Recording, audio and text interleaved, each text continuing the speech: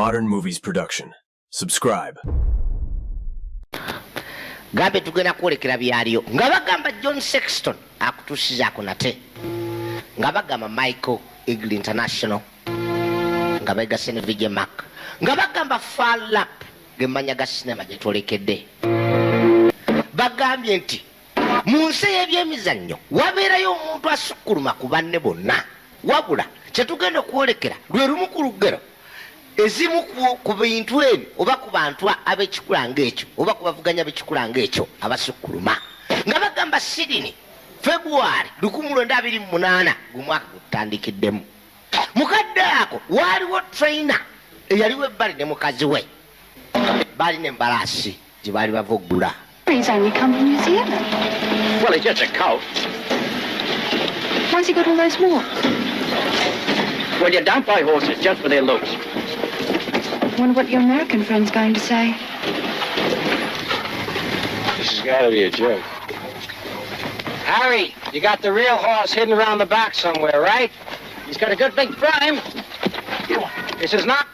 Yadde ebbali n'embalaasi yali yakamala oggula ono trainer mu bulamu bw'embalaasi oba kye bayita race horses mubeeramu abantu ba mirundi ng'esatu abasinga okuba abakulu mubeeramu gwe bayita trainer mubeeramu strapman I paid 100 ne jockey for this Harry sight. agamba yasasudde dola zisukka $8,000 embalaasi eno teeka okudduka ono nannyini stables nannyini bigo embalaasi ne mwe zaabeeranga baba n'embalaasi nnyingi. Fill out.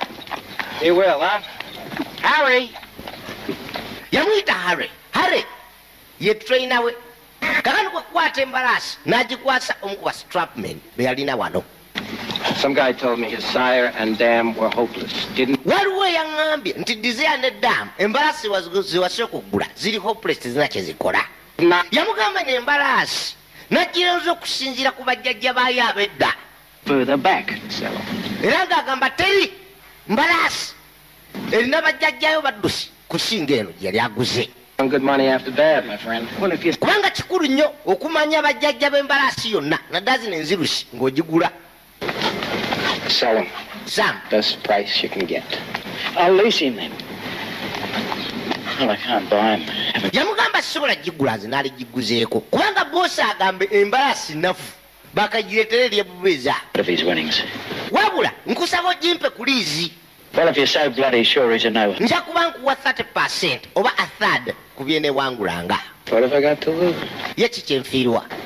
How can we afford to lease him, Harry? Tunasobola ki okuliizinga embalaasi kubanga okuliizinga race horse era kyetaagisa ensimbi nnyingi.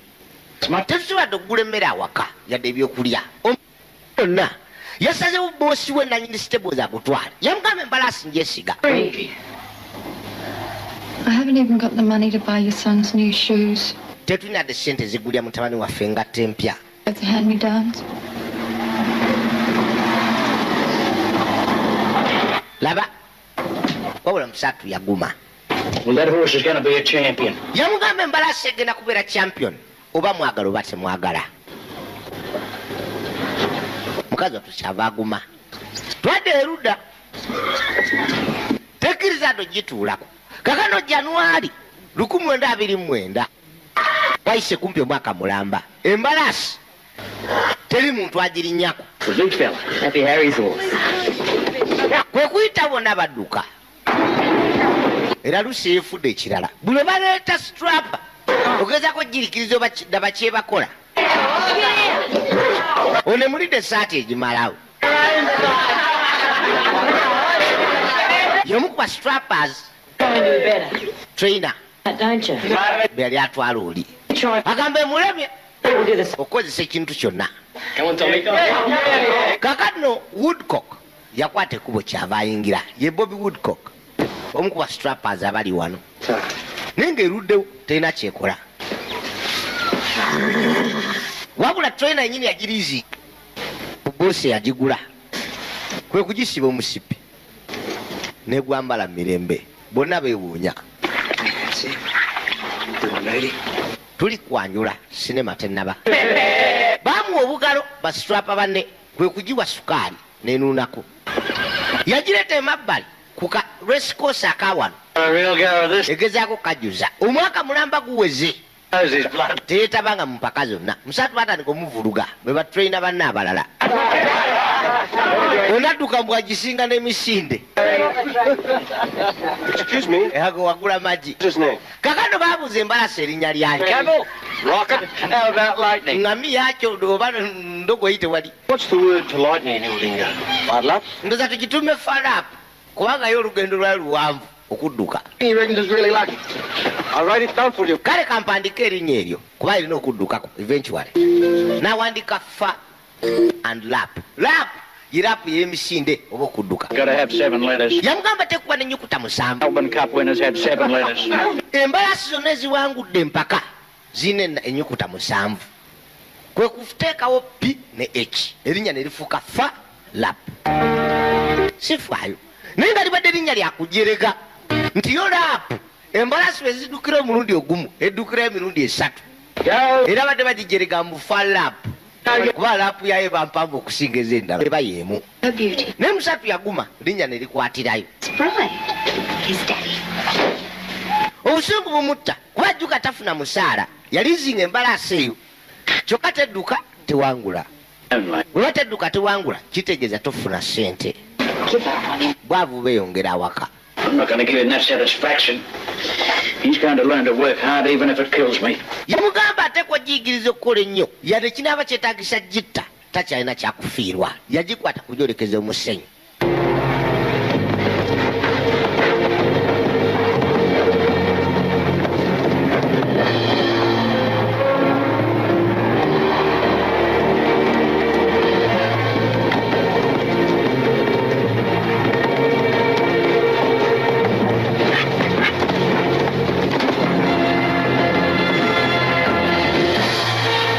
baabano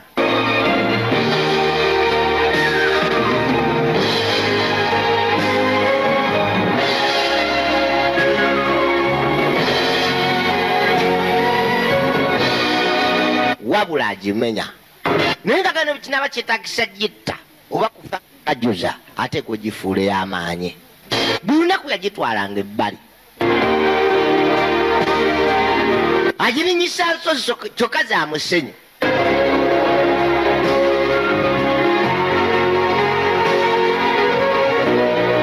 naye nga terina kyakkola yeeka agikkirizaamu kubanga ali amanyi bajjajja baayo beera amaze okunoonyerezaako kumala ebbanga oba omusaayi gwayo oba obujjajja bwayo ngaano bwe bayinza okubuuza bajjajjaabo fe abaganda tutandika okunyonyola tabani wa gundi muzukulu wa gundi n'ebirala naye nga bekkanya bajjajjaabo baali bakozi babyamagero twadde erudda eri mu kwekyanga one Bobby Woodcock yajja gyeri yalinga strapa waayo enaku zino kubanga yeka gwewulira okutuuka ebbali ng'egudde wansi efa juka lodi agikozesa okukamala giddusa ebitenkanika yajjula efa juka teri yagigulako omukwano bamukwano bukwano bwegyeko ekyokuba nti no yali mukozi agirabirira ono Be right, mate. akola na mukadde hare ate hare akola Dave Davis nanyini Stables You be right. Hold on, lady. yagikakanya kyava agijjako omuguwa Get up. situka Get yourself up. wesitule yasituka Ooh. You all right, are you? olyoke Just worked into the bloody ground, eh? wabula ekutuse yawulira obusungu kyava ayitawo awulekera eri trainer eyagirizinga ku naggaga era ye takyafuna musaala yalukonkona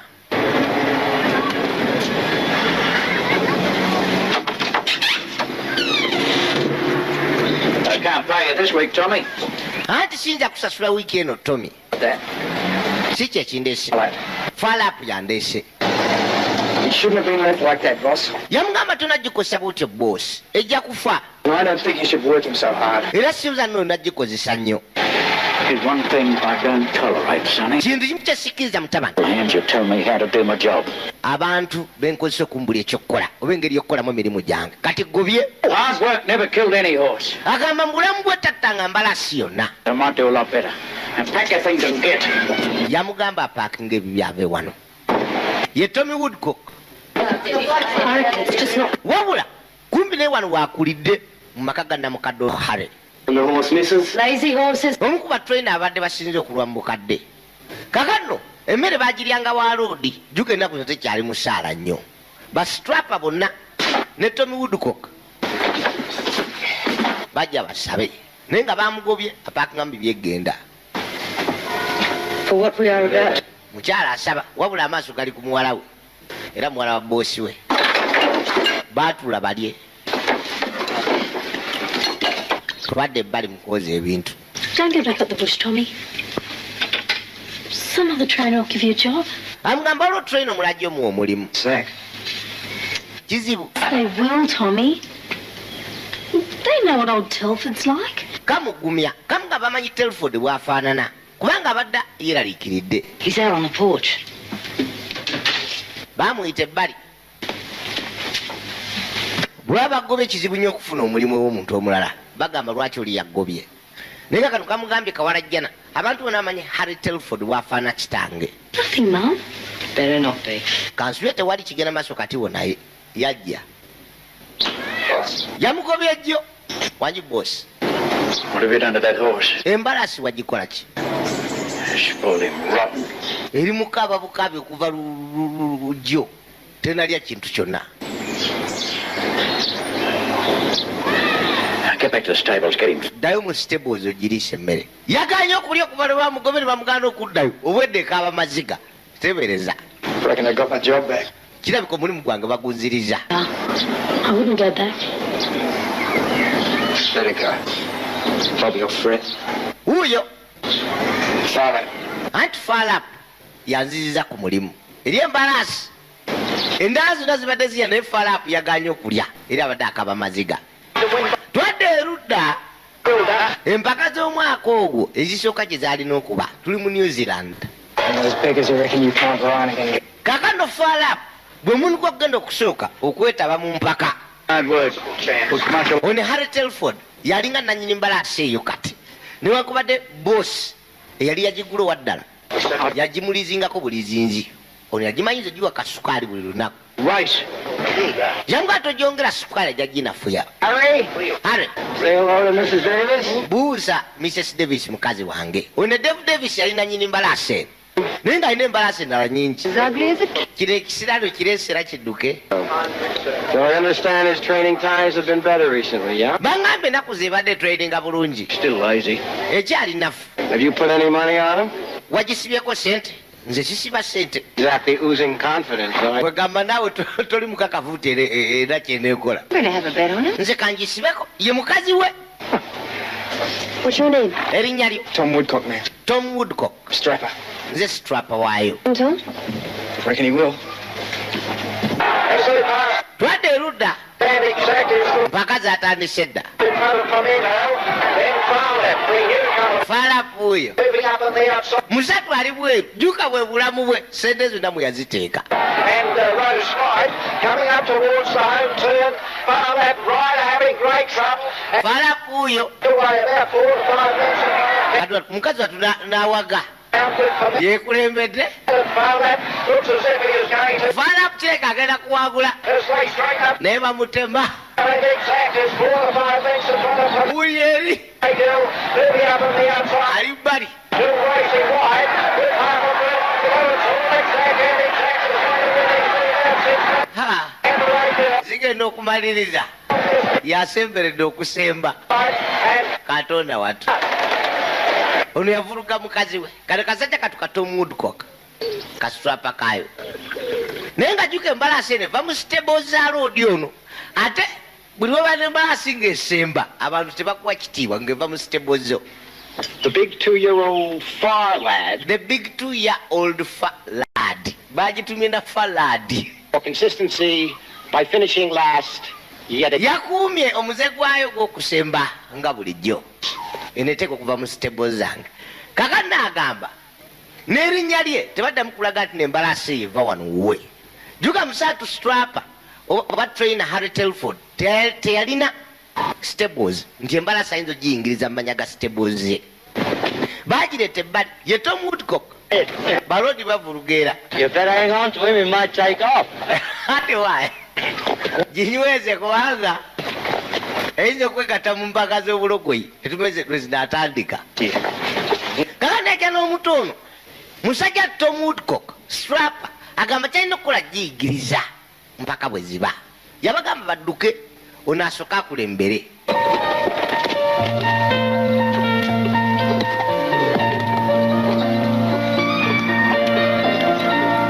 Simbula kwe kusimbula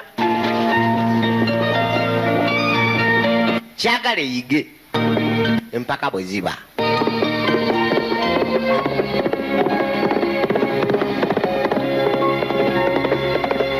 Omuntu oba olina okuva emabega n'okulembera nga bakulese genda mutabani naye nga ye si joki kubanga agivuga gwe bayita joki. Byakugobagana okay kyekyo bwe kuyitawo neetema okay bwe muli asanyuse neeyongezaamu okay biba byakulembera. Aha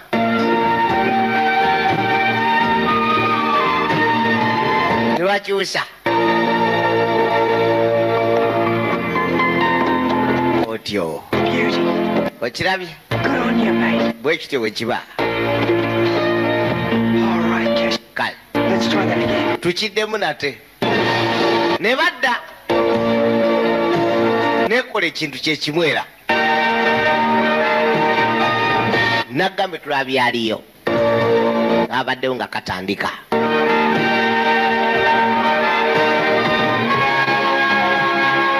Bano bonna bowulira n'amanya nga bogawulire bwe gaali.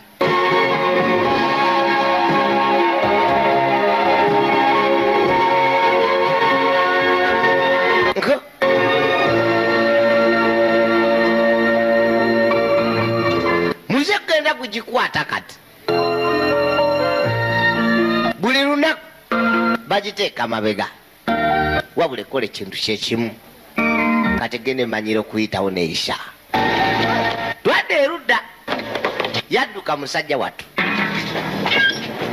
kwe kujja ewa trainer we wa mukama we yajja agitayiminge alabe obudde bweddukira kwegerageranya n'embalaasi. That's right. Why? Morning, Mr. Davis. Twagala kujingiza mpaka kuno Mr. Davis. Just need a lot of hard work put in right. Ennaku zino yadduse nze nagita ekodi ya wano teri mbalaasi yali edduse misinde egyo nga gye yadduse yajja asobole omusinkana beetaaga yetabe mu mpaka eziddako bali mu sawuna kakani alumba ba jockeys bane bavuga mbalaasi oteekwa okuba nga oli muweewufu nnyo. Yamugamba nina embalaasi ennungi Falap eyo buli naku esemba lwaki ogiwanza kyokka ndi omu ku bajockeys abasinga kibatalwale driver asinga okuba omulungi ate n'omuwa emmotoka esemba bulijjo embi. Now, I know you're convinced the horse is improved, but hurry. Manyi kati matidde nti n'embalaasi ekyuse. Honey, sorry. Ani anaagivuga? Jim Pike. Yamugamba Jim Pike yajja givuga. Why would Jim Pike want to ride Farlap? Lwaki olowooza Jim Pike yali agadde okuvuga Farlap embalaasi esemba oyo omu ku bajockeys abasinga anti yangambe akirowoozaako. Why don't you make sure you do it under your name? Kakasa nti ojingiza mu mannya go sigange saagala kuddamu kuswala. Humiliate in front of all the top owners in this. Saagala kuswala mu maaso g'aba stable owners bonna bonna abali mu nsi eno. Oh, boy. You want to enter him, you find the money. Yamugamba weeyagala nagiyingiza mu mpaka sigyongeramu ssente endala noonya ssente zinaagiwandiisa mpola. Good company when I say no. Yamugamba nedda ndozo ojja kitwala nti no sikulimbye bwe nagamba nti nedda. Harry. Harry. All right. Kale You can have the money. Nenda kuwa sente kakwakulizo kamu. One, Kamu. don't use my name. Tokozesa linnya lyange ng'embalasi eyo giwandiisa. If that horse doesn't race well this time, we sell him. Ate bw'etedduka bulungi kuno tugitunde. Got to win. Ejja kuwangula. More than 300 quid and I can't pay my rent. Yamugamba sisobola dde okusasula sente zange z'ennyumba. Twadde emabbali. Mr. Davis wuuno nnakyala. Did he pipe thrust his mouth? Anti aba ensiiba. Bano ba stable owners bannaabwe abalina embalaasi ezidduka wano. Era abamu ku abo basinga.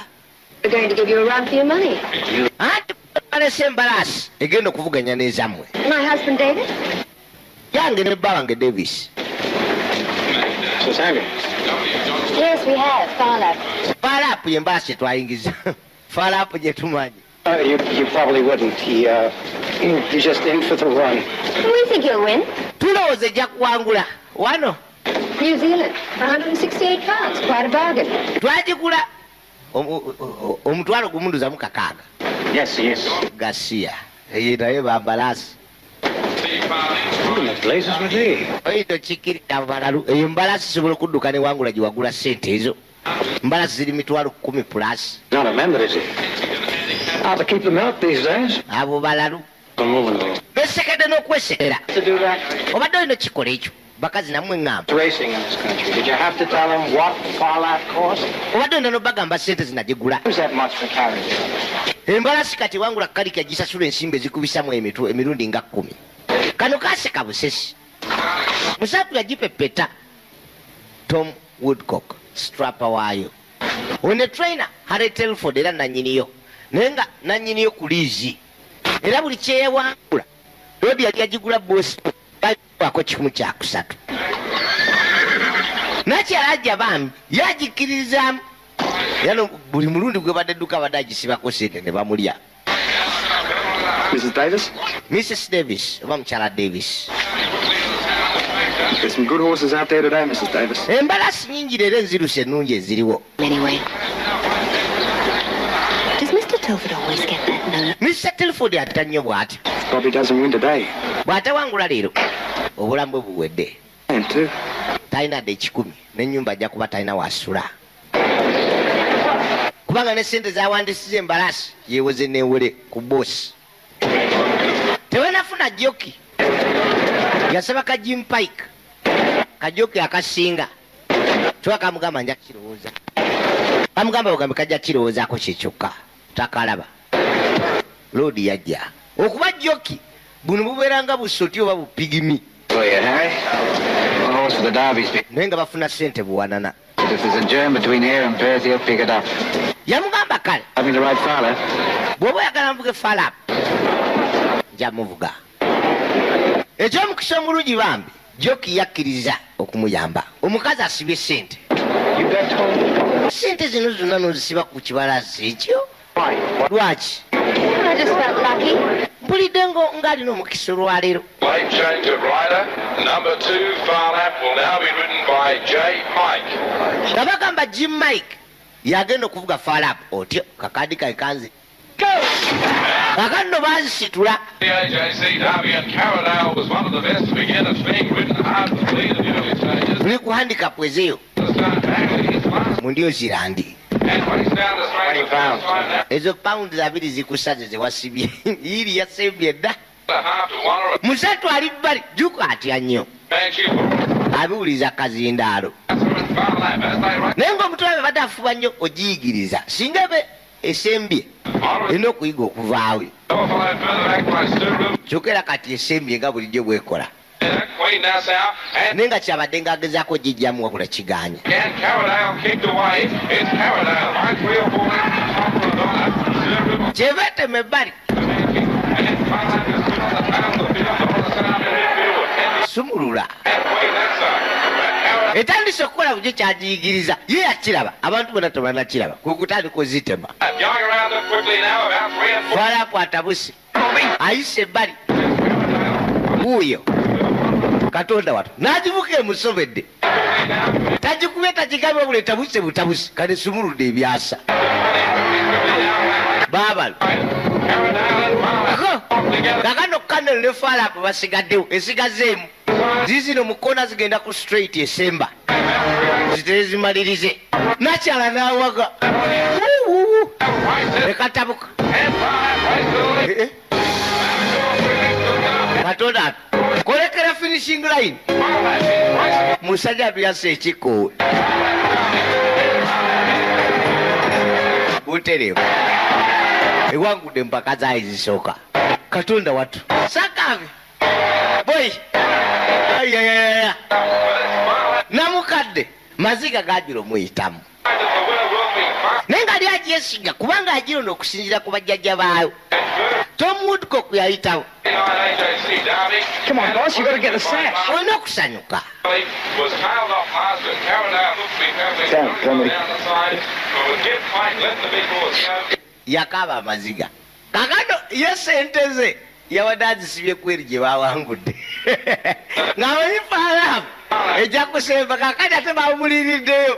Don't say I didn't warn you, Mr. Why, Mr. McCain? Kozi wagambe mbalaasa eyo ki? Congratulations, Mrs. Davis. Kisanyusa Mrs. Davis gemanya gange. Promising horse.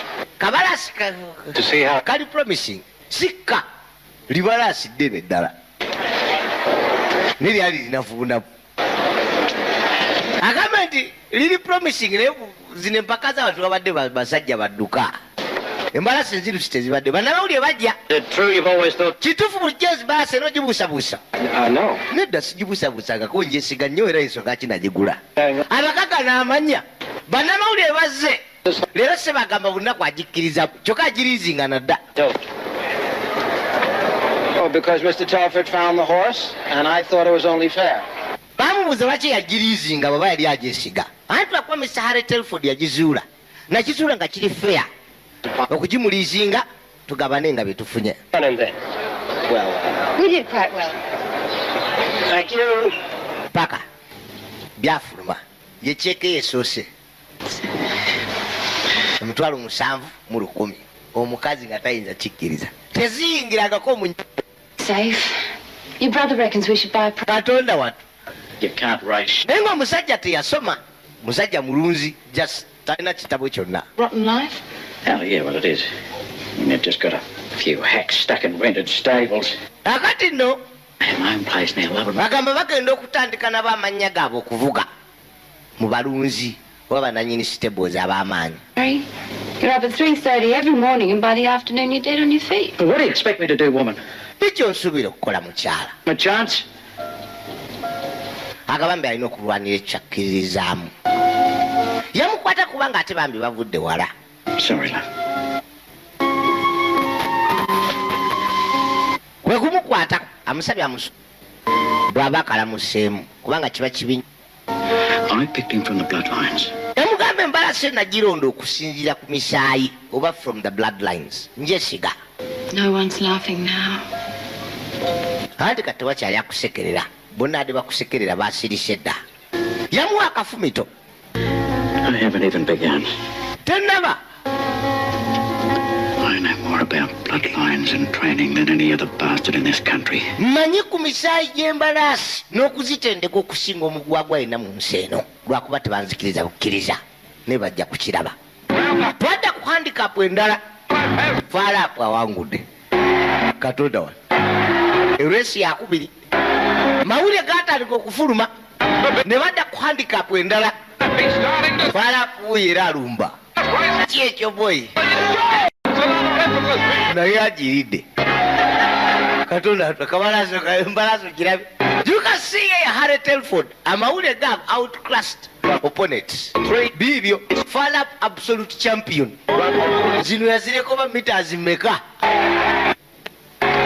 ikoba bitandise okuwera. I don't think they're ever Jim Pike talks of champion. Jim Pike juka erodi agivuga yino oba joki agivuga bwe tubayita baabano bano baloodi bannagaga basinze embalasi ezibadde ziwangula byatandika obasobera ate bakyalina kibakwasaamu.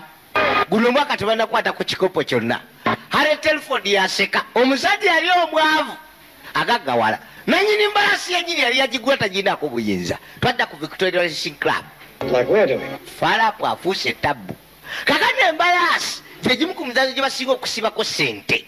And they're entering him. Abagagga bannanyini mbalaasi y'endala babalyo kamala lap babababa sente zeeweze eri 25,000 gya pounds mu biseera byali sente empitirivu nnyo mu kuwangula. Buli mpaka eziwangula buwanguzi.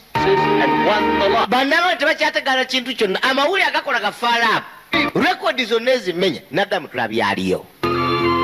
Yino Wonder Horse scores 19th victory. Embalaasi esuse okuwangula empaka ennyingi. Bw'eneewangula omulundi oguddako abantu bagenda kulekera okusiba ku mbalaasi. Kakana obuzibu abantu tebakyasiba kubanga baba bamanyi bayafaalapo ajja kuwangula buwanguzi. Kati bano abasiba aba betting clubs tebakyakola sente. Kuba teri mbalaasi ndala esobola kuwangula ojja okimanyi. Mpozi nga munaasiba ku Zisemba. Yiye eri 30,000 Terror, here he is in action again. Only cantering this time. Now, cameraman. Bajja ne bagikwata ng'ekajjuza n'okukajjuza. Aba TV stations ez'enjawulo. The sand roll. Ezanyira mu kasenyu. Ekaagala okamala. The wrinkles out, he tells the state boy. Bagobera kati ebigikwatayo. Oba ebigikwata kuba biraga abantu. N'okuzanya ne strapper waayo. Tom Woodcock. Hale Telford wagira. Mugende. Mujja ne TV byammwe. Budde obwolego lwambi beera mu kkajuza. Wabula si kya bulijjo nti embalaasi edduka buli mpaka. Ezisinga edduka zino empaka newummulamu. Mpaka nga za mirundi 2 oba 3 nedda ate eziddako. Wabula enedduse buli mpaka ziri Mbalala, ziri Mbale, ziri Kotido, ziri wa. Buli we bawulira empaka balumba buli. Omutwe yalajja n'agikutula. You think horses are human? Yamugamba embalaasi giyita muntu. Long enough to know that if you treat them too soft, they'll take advantage of you every time. Wulira. If you want to come with me and your beloved Bobby when we go to Melbourne, yamugamba tugenda Melbourne. Do what you're told. Bw'oba oyagala okujja nange kiri gy'oli wabula ndowooza olina kukola kye nkugambye. Why we couldn't find a place near Sydney? Kakati nno sente zaabwe Rodi ne suuti yagula. Capital. Yagula amaka kwe kuleeta omukyala agamulage. The big crowds. Anti tugenda mu kibuga kati. Tasazeewo ngula amaka agaffe tutandikewo ne stables ezaffe. Agagula race horses endala naye atandika okuba n'ezize ku bubwe. Gano ge maka bambi ge bayaguze. Agabaina ga renovatingamu oba gapepeta. Okuva nakati weewaabwe. Tebalutanga kuba na nnyumba nene bweti. Not getting in too deep. I've worked on a shoestring long enough to know that the only way to make it in this game is to do it big. Yamugamba mbadde guno kati ebbanga eriwera era engeri more eyokulaakulana yakubeera munene naawe. Lending me money if there's any risk. Agamba every champion for the next 20 years is going to come out of this. Embalaasi zonna ezigenda okubeera champion mu myaka egiddako 20 oba ziteekwa kuva mu maka ge gano. Nsatu Tommy wuuno ne kawala ka Harry Telford mukwano gena gukulya ddala wakati waabwe. Frankie, old ratbag. Amgajja muwandiikira amabaluwa kubanga bosi we Harry Telford yamugambye bagenda mu Melbourne mu kibuga balanga okwetaba mu mpaka ez'omu bibuga. Zino zibaddemu zinganga z'amasaza tugezese oba first division. Stand that spelling. Ebyomu byalo eyo. Kati bagenda mu mpaka ez'abakamenyo oba embalaasi zikamenyo ezibirako ne ssente nnyingi. Mutu yamusiibula bambi nekyava kinywegera. Kakano bagiyisaawo bajaniza mu kibuga abantu bayitirivu kamala. Bazze bagiwulirako nga muyinza okuwulira ku siteyo mu byalo olunaku netuuka ng'ayingira site bagyesunze dda. Naye nga mu byalo abantu bana tebakyasiba na ssente ku kintu kirala kyonna. Lino liroodi nga liwangula buli ajja oba buli mpaka. Bannamawulire bamulinze dda. Falapu akoye biki. Well, he's really found form now. Who do you think made him find the form? You reckon he learned to run all by himself? Wuuyo. You think he'll win the Melbourne Cup? Osuubye n'owangula Melbourne Cup. You've entered him in, but Why not? Lwaki nedda? a lot of owners would think it was too strenuous for him. Nga abantu abasinga bagamba nti empaka ze mbadde mulimu bubalaasi teri mbalaasi nzirusi nnyo nga yo. Wano competition y'amaanyi sifaayo. Stand back, please. Muveeyo bagundi.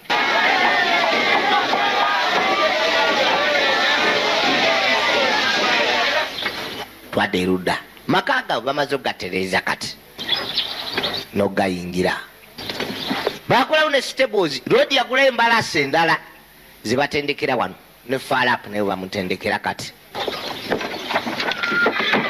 bamuyisaawo. Looks good, eh?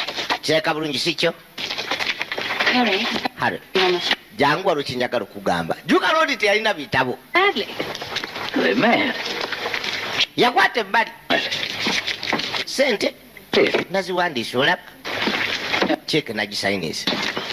Bloody banks can't even do their sums. Oh, Harry. Harry. You've counted the 6 in the thousands column instead of the hundreds.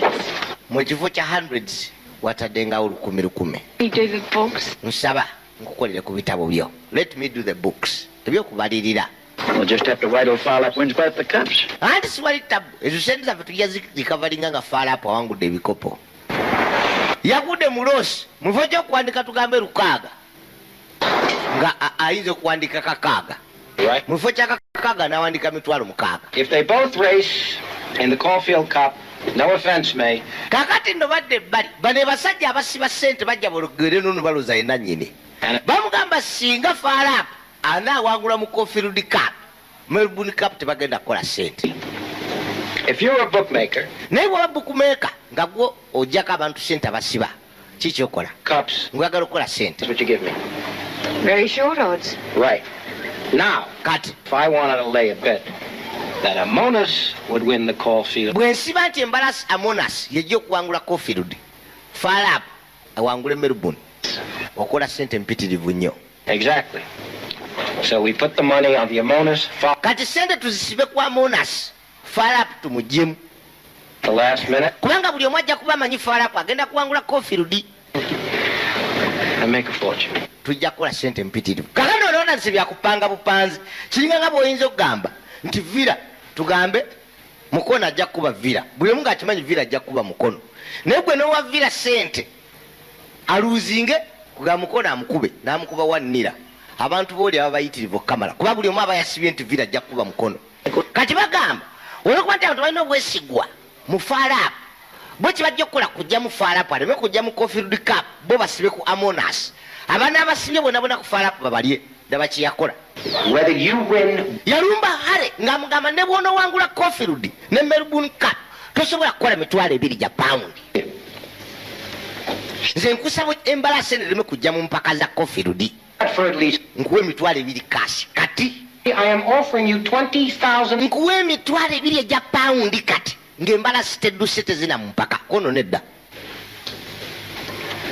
You're crazy. You're Oli mulalu. crazy. What the hell is the difference? Njawulo ki? You'll still win the Melbourne Cup. Ojja kuwangula Melbourne Cup. He's got to win them both. Njagala byombi ebikopo embalasi yange biwangule. Tojja kuwangula ssente ze ŋŋamba kuwa. They're worth his soft dreams. Wabula omukazi waali amanyi byokubala accounting ate embalasi tewumulangako. Kinyonyola ebbaawe. Please explain to them. Munnyonyola ebbaawe. Will you tell him that he's going to be broke within 6 months? Nti ajja kuba mwavu myezi 6 kubanga embalasi eno buli mwamanyi ewangula teri agisibako ssente. Kugamba toyinza gamba oli nti nze nkusiba 10 nti Villa ajja kuwangula Mukono ate nga naye akimanyi nti Villa ajja kuwangula. Agamba osiba mutwalo ofuna mutwalo bagumu mwemu. Patike. Kakano bw'abirowooza ennyo omukazi yamatiza nakkiriza. Kino kye kibi ekiri mu byemizannyo nammwe abazannya zaala. This is reality. Nagambye tulabyaliyo. Kati ensi yonna tebagigambye nti Farlap tagenda kubeera mu mpaka. Olw'okuba mmanyi nti naawangula nnyo mwenna musiba nti Farlap gwe tusibyeko yajja okuwangula. Kyokka onnannyini bamaze muwa emidingisi 2 mbalasi tejja. Kati kye baakola ku last minute musatu bakkiriza yagisazaamu. Naye gana amawulire mwe tebagabawa bagaba ku last minute nga mwamala dde okusibayo ssente zammwe. Kati bakuliirayo nti ate oba embalasi teyajja. Amonas yawangudde. Enga akoze £200 egya paundi just for a no show. Mbalasi lutajja kyokka. £200 egya paundi. Wano ze miliyoni 6 e Uganda.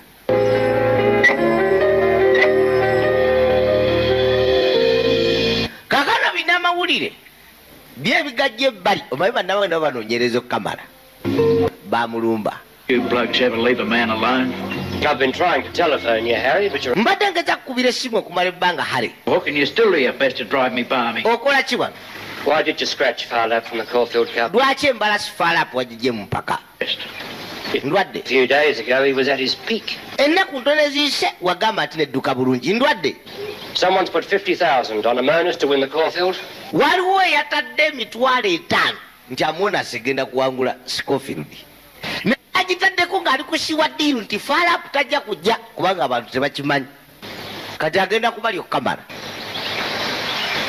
If Amonas wins the Caulfield, Amonas wangula Scofield. the way some bookies can save their necks is to stop Farlap winning the Melbourne. Engeri yokka ababukumakers gye balina okwetaasaamu okufuna ku ssente bajja kuziyiza faalapu kuwangula Melbourne Cup. Kati ate yamulaze amazima ye gaatalabirawo nti bajja kufuba nnyo obutakkiriza era faalapu kujja mu mpaka ezinaddako ze bamugamba nti tajja okwetabamu. Yamugamba labirira obulamu bwo n'embalasi yo girabirire. Shadow King, second wind is joining in. Afuluma. Straighten up and Amonas is coming with a big turn of speed. Coming to the furlong pole and you're baweereza empaka nga bwe zitambula. pegging back under his big weight.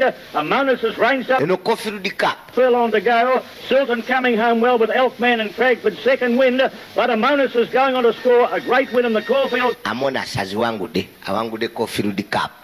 Third, naye nga bamugambye babookmakers engeri yokka gye bayinza okwetaasaamu okuzzaawo ku nsimbi ze baze bafiirwa tebajja kukkiriza faalapu kujja mu mpaka ziri eza Melbourne. Weerabirire nkuddamu embalasi yo tetugyetaaga mu mpaka oba si tujja gisanga ng'embwa efiira ku kkubo babimutandise.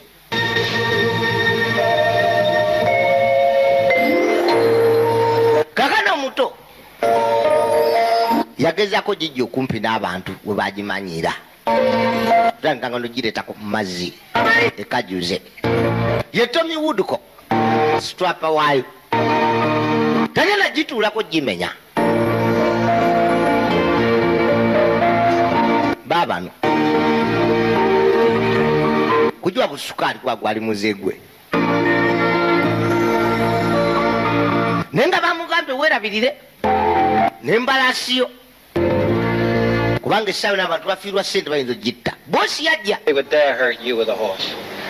tebayinza kukulumya gwe yadde embalasi bino byadda byaddala abantu bandabudde emirundi embeka ntya n'okusula mu nnyumba kati nejjusa n'okwejusa kinakkiriza obusente bwo laba ebibaluwa ebampeereza one bullet if Farlap runs it shall die. Ebipapula bingi bampeereza. Well, how would you like that sort of thing in the mail? I'm going to call the police. Ngenda kuyita poliisi. I don't want you to do that. Saagala okikole. Reason, Woodcock is with the horse all the time. Bajja kubuuza lwaki abantu balyagadde okutta embalasi. If you don't call the police, I will. Bw'otoyita poliisi nja giyita. You call the police, they're only going to ask why the horse is getting off. Bajja kubuuza lwaki embalasi bagitiisatiisa ogitta. Ng'obagamba lwakuba twakuwa $2,000 notagikkiriza kudduka mu mpaka ziri guba musango. Leka mbirabirire. Amugamba ajja girabirira. Bwe kiraba kitagisa giteeka kuba mundu bagikuuma ajja bafuna.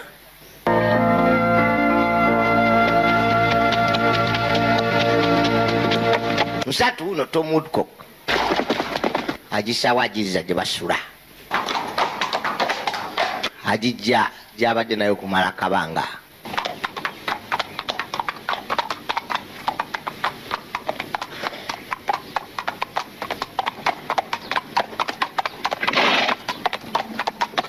Yekangamu juke embalasi zise esinga mangu tabu.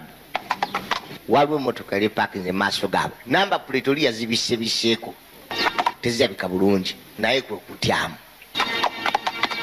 Yagisembeza ebbali. Mwalimu baloodi feesi bazikwese. Wabula agitadde ludda luli. Wekusimbula musatu yeraliikirira kwe kwongeza ku misinde.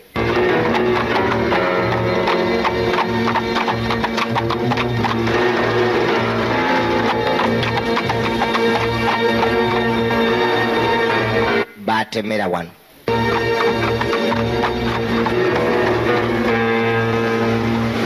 Galula yawese ebbali n'alinda kalabe kidiida.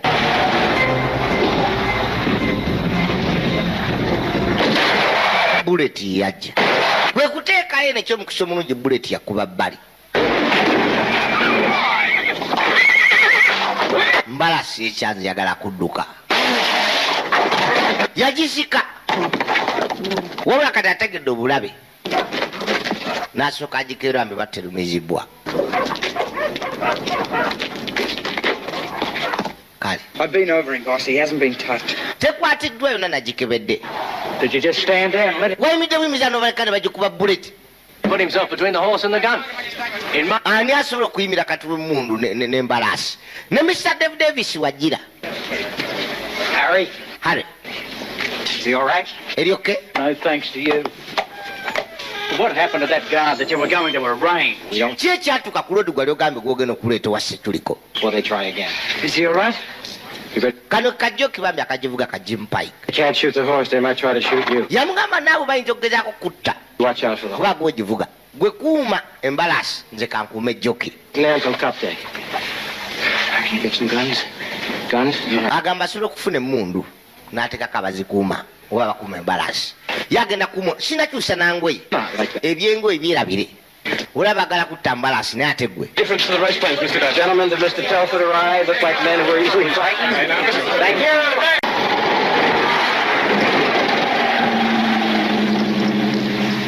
Kano bakaleeta mu wote. I don't want you leaving this room for anything. Yamugamba tova mu kisenge kino kukima kintu kyonna. Dude, you must be joking. Osa. The 4 pounds to lose. Nina okusala ku weight. Hey! Essimu agimugiddeko. No bets. Kaakano byafuluma amawulire. Melbourne Cup favorite. Falap disappears. Abantu bonna baabano beesunze empaka ziri. Wabula ebyembi. Abantu abanaku bo naddala mu bintu bino ebyokusiba baagala nnyo ekintu ekyokusiwa ddiiru. Kati we basinga okwagala faalapu kubanga bo abamanyi oba kusiwa ddiiru. N'ebyembi kati waliwo ayagala obbaliirayo nti abaavu bonna buli omu akwata obusente bwe n'abusiba ku kintu ky'amanyi nti kijja kuwangula. Kati abagagga bo basiba ku Amonas kye balina okukola kuziyiza faalapu kubeerayo bali abanaku bonna baavuwale buto. Mpaka ziizino bonna baaweddeyo bali ku kabukedde beesomera embalaasi zitandise okutuuka. Bano no bali eno mu kyalo embalaasi gye baagikweka olwodi obudde bumugendako tagira abwetuuka yagirinze dda. Eno mu kyalo bano ne bategeka basimbule nayo. Tuli mu Geelong 40 miles from Melbourne. Imagine ze kilometers nga 75. Emmotoka zino ez'edda zaali nga za lufungo egaanye okwaka. Abantu abaavu basiba ssente bonna basiba ku faalapu. Naye nga faalapu bw'atajja bw'ateetaba mu mpaka zino bonna aba balidde vaayo tulabe. Owa polisi kyava gyagezeeko badde bagikuuma bigaanye kyokka obudde bugwayo nejjokolera egubase. Mr. Davis neta kitegeera. Kakanda abagagga bali abagiremesa okwetaba mu mpaka nabo batadde miliyoni zaabwe mpitirivu nzibu. Kubanga kye baagala miliyoni zaabwe zikubiseemu emirundi mingi kuba abanaku baali bataddeyo sente zaabwe nnyingi. Faalapu atajja bo bagenda gaggawala tebasingewo emirundi 10 bane bamu ku bo. Davis. Era bananyini Amonas. Davis. Number 8, Kalina. A. Wilson. Era bategesi b'empaka. Where's that horse of yours? Embalaasi eriwa. Ejja. Not here, an hour before the race. He'll... Bwetetuuka wano ng'ebula essaawa mu empaka zitandike tugigyemu. Half this country is backing today. Ensi eno nayo nojja kutta. We'll put the race back 15 minutes. Kale katwongere empaka eddakiika endala 15 kyokka kye tugenda obbakolera. Bwe ba tetuuse tugigyemu. Bagireeta na poliisi. Kuliko n'obugombe. Kakano omusajja tategera kikyatuuse ku mbalaasi. Jjuka embalaasi ono yalina ogikuuma ye yalina kuuma joki. Yajja amusinkana amubuuze Harry. Where the hell is he? Embarrassed. What? Well, he should have been here an hour ago. Yali badde yatuuse dda wano. Let's stay and you lose the damn horse. Nakugamba olabira embalasi ndabire Joki kyokka gwe embalasi teriiwo. Ki kyogamba? Come on, find him. Ginoonya. Let's go. All right. Tugende ffe. Yeah, I'll ride him. If he's not, I won't. Fair enough. Kane ka Joki ka Jim Pike. Solving anything. Akagivuga. Bantu balansedde okwolesa embalasi zaabwe zigenda okwetaba mu mpaka. Faalapu tannatuuka. Nothing more I can do, is there? Teweeralikira. Can't wait any longer. Tewali kye tusobola kukola naija. Tetukyasobola kulinda bbanga ddala. Abantu bonna bayimba faalapu. Abanaku nga bategedde awalisibwa ddiiru. Bo gye baagala. Bonna bayimba baaweddeyo mu byalo bali awo. Bano abasiba obukadde abalina ennyingi. Bo basiba kwa bonasi. Era bwe bateeka ssente mu batemu bagitte. Basobole okulya ez'abaavu. Bagagga bazibu. Yawulya sayireni za poliisi. Katonda twe kukimanya aliba ng'eyingiddewo. Muyite wiisi. Yimirira awo. Obudde bwagenze dda. Ku kyesogga. Bajanguye ebbali. Abantu bonna bayimba faalapu. Yagikakanya. Okugiwa obunankali bwawe bwe yagimanyiza. Naye nga balina omukwano gwa njawulo kati waabwe. Strapper n'embalasi. Bagagga bo bali wano ku mbalasi zaabwe. Bo bonna abasiga bateeka kwa monasi kuba bakimanyi faalapu si wakujja. Ate kati obudde buweddeyo. Abanaku bakafiiridde mudda. Bansiba mutwalo nsiba 1000. 5. Naye nga bangi nnyo. Kugamba nabo ssente zaabwe ng'ozigasa ate mpitirivu nzibu. Ne faalapu atalabika bonna baweddeyo. Totegana na kulinda mpaka kugwa. Kiba kitegeeza oweddeyo. Shadow King just going down the section. Kyapakinga ebbali ekimotoka. Musajja ava aluggula ebbali. Obudde buggwayo. Baagigulira. Kugiyisaawo. Kwe kugiddusa misinde bagyolekeza eri Joki agivuga. Ne poliisi kweri. Bantu bawulya kaluulu. Otyo. Engra standing ovation. Kamenyo tayari. Abakaka emitima ne gibakuba. Kwe kuyitawo. Nakatula byaliyo. Musafira janguye otyo. Kyekyo. Aya. Awo tuli kusiwa ddiiru jagula essuuti endala. Kagirinya. Ekaswapa kajoki akagivuga. Totya. I have to have wings.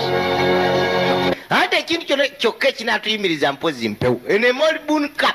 Ekikopo ekisinga okuba eky'amaanyi. Emabbali. Melbourne Cup.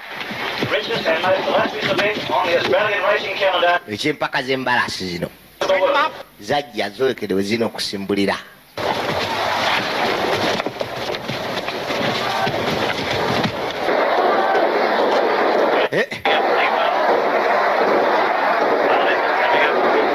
Zempaka ezisinga obukulu.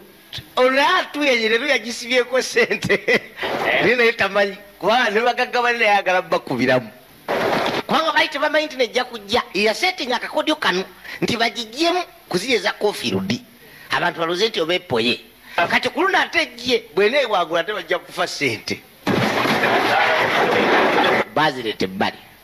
Juga ateekamu Debiri gye yawa Lodi Harry Telford. Weekuzita. And on the inside, first out was Bagenzi. Dragilla, who began well. Temptation is prominent. And Carradale is up there in the leading division as they come on the drop of the first timer. When the leader here is Temptation showing out from Zizino. going forward on the outside, and he was followed by second wind.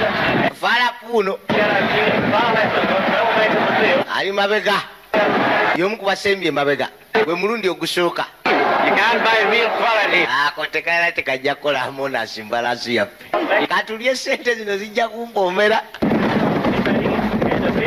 Yesembye kumpi. Emabega. Kutema ebbali. genda boy genda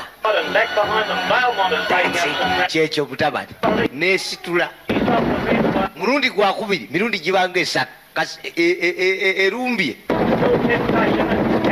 yakatema unganya mugate mara moja katonda watu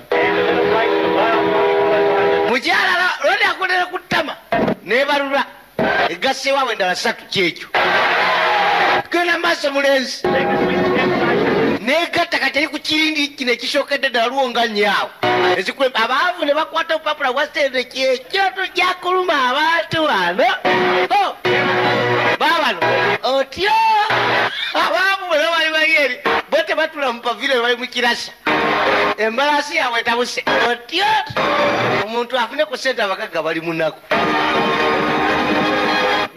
abagaga mama nyabo eyo tesaza mama nyabo yabakutudenda katonde sti osanyukako ddi ewamude eyo tezanya babosi miliyoni 3 kwe abavu bona kyekyo kikopo bakiwangudde kisinga obukulu yanywegera bambi ku mukazi we wabula abagagga abasajja baatiikirivu embalansi zaabwe takyali muntu azimanyi butabani bwalwedde bofutuza n'ebikopo mutabani terera wamma bakufotole abanaku bawaga obuwati kyekyo embwanga zitulya akantu yajolesa ebbali tobuzibwabuziwa sanyu lya abantu omukyala jajali juka omukyala yasooka ogiryako sente yasooka ogisibako sente bagitegekera ne partnership kakano omugagga eyaganda ngambo bagiwandiise mu linnya lye ate yali yashokati Dave Davis yagitunda nogitunda namukadde Harry Telford yaguze esuuti ziri ez'ababosi kane mwali ne maama we ani era amanyi nti alikyakyanjiza wano bano bonabona ababeera wano basajja batikirivu muzannyo guno gw'embalasi z'empaka kakano Dave Davis naye yayingira n'omukazi we ate bo kye bakoze kuba baali basiba nyingi tujja kupa sente gwereke embwa zino zinepankereko zaalika zivuluga emujewale mwewali eddala embwa eryasha ennaku zino tekyali atumanyi mwebale nnyo mwebale nnyo bandi yaffe ya Frigo. Guys, could you play something local? Mukube kulimba olw'okukyalo Very dear and very close friend, olwa munywanyi wange Mr. Harry Telford. Mr. Harry Telford juka yaleeta embalaasi eno era kumpi ye ligo owuna waayo kubanga girizinga emyaka 3 wabula byewangula yamusuubiza n'okuba no yali yagigula era nga boosi we ajjanga kutwalako kimu kya 3 naye yali asibanye mu byazaala n'olwekyo jasinga okufunira sente ate nga Harry Telford ye teyasibanga ku mbalaasi. The real danger when you're riding foul lap is he's so bloody smooth and easy. Kakati no kano kajoki nako sente zikawezeeko kekagivuga wabula musatu strapper okujjako esuuti yali ku musalago gwa bulijjo boss Dave Davis ku bukadde bwe nawangudde sinja butakutemera Tenner for the buba bulyake in Australia. You lousy bastard. Who's drunk? tofaayo akunka kunyigidde kako sika ku musala kasajja katuka Jim Dyke nakuwe kagira Jim Pike kajoki kwana kukakola sente mpitirivu nnyo kati ne kambali ekifurusi kamuwadde bwe ekya sente siraba nga mbalasi bwetu ewangulo gwangu ze zizo. Hey, Davis. He's stingy. Let the moss out of your purse. Walet yonna waligirese wano. Throws money around like a bloke with no arms. Sumuru kukako naawe bw'olumu n'akwata ekifurusi kyonna naye akimusimbye ekirala kuba bambi kekatoba nayo. So there I am having a little snooze and suddenly I wake up and we're halfway down. Olwodi ali mukunyumya ku mbalaasi nti ye ne wasumagira agenda okuzuukuka nga basaze layini bamaliriza siraba nga mbalaasi eringa eno ne bwebaka gwegenda bugenziyo musajja abala ensimbi zalina atakikiriza nenakyala wagira yamuga atuula yamugamba buli omu mugagga wano lwa mbalaasi eyo sente tukyakwongera va mu byokubala yadde ki zinga buzizi sente otekemusa ogenda kukola ki simanyi gendako mu Sydney sinkane mukazi wo baki manyi muwala jjana oli omwagala. Send her a postcard or two. Is she pretty? Mubalagavu gw'oyagala tiye. I reckon if she was in America, she could be in films. Era singa ali mu Amerika alibadde mu firimu. You ask Cashy. And all those stars have got makeup and everything to help them. Era ng'agamba alina buli kimu ekisobola omufuula sita kubanga mukyala muwalagavu. Juke muwala wa Harry Telford. Wouldn't again. Kakati tulwadde ebbali munda. I want you to know, Njagala omanye. whatever differences you and I have had personally through the years, Nze naawe tubadde n'enjawukana. added your ability as a trainer. Naye tetufunanga buzibu nga mikwano. I still want you to stay on and train. Era nkyagala osigale ng'oli nange. Liiziyo ne bwene beweddeko. You'll get your training fees, plus... Nja kusigala nga nkuwa training fees zo. Found that was.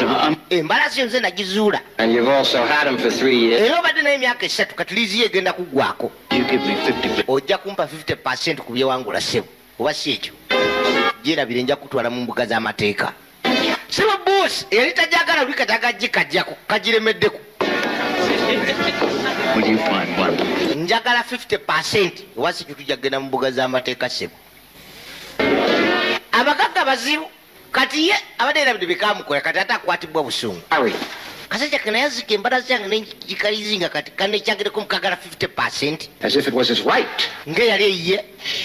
Mukazi bambi amugamba nedda. So? You think he's entitled to a half share? Ozasaanira 50% share. Being pretty unfair if you don't offer. Kiba kibi bw'otomuwa 50%. Kubanga gwe kennyini singa embalasi wagitunda dda singa teri musajja oyo. Way across Europe, nobody lifted a goddamn finger to help me. Nze nabonaabonanga mugwavu ani yampadde 10. Tobiteekamu nnugu osiimanga Katonda kyakuwadde. Kubanga okola ensimbi ezikumala. All right, I'll offer him a half share. Muzaala. Good money for it, whether he likes it or not. Ate bakyagala batakyagala nte kwegikolamu sente eziwera. Wabula okudduka ennyo nga teva mu mpaka. Ekigere kyayo kigenda kiggwerera oba kuufu. Juka ze bazambaza kye bayita horse shoes obuuma wansi. Okuyamba ekigere kyo butaggwerera wabula kitandise okwatika. Worse. Akakigere kiyunga kubeera kibi. Kisaanira ewummulemu embalasi eno. Lodi agamba nedda. Juka ali mwavu. Kyekyobugagga kyalina oba mwajja ssente kati. Zonna zaalina. Worse. Well, what does this mean in terms of the horse's future? Mightn't have a future. Akantu kyeyasooka okukola. Kama naggaga embalasi eno yaliba nga terina biseera bya maaso. Ebigere byo biweddewo. Yadde wabadde ogingobako naye. Happens all the... Ekiyiye. Man, it'd be a thrill to pay 20,000 for a share on the big fella now. Addi.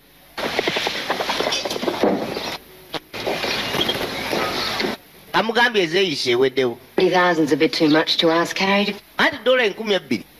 Empe 2 mbiveemu. Tell you the truth, I was lucky to get that. Aim. Could be washed up. Finished. Amugamba embalasi eweddewo. Kakano Harry Telford yamuwa 2 n'amumalayo. Baagireeta mu mpaka eziddako awo. Kyekola abantu wannimba. And stop him. Abagagga batandika okujjuka. Tetusobola kuyimiriza mbalaasi. Kandi bakugisalira amagezi bagitegenga obuzito. Kati kye baakola kuwa loodi nguzi agitikka obuzito. Abalyako ssente agizitoye ebeere essiro. Ne bagiteekamu obuuma. Juka ate basooka kupima. Kati kyekaakolako kaasalaga weti neewangula era.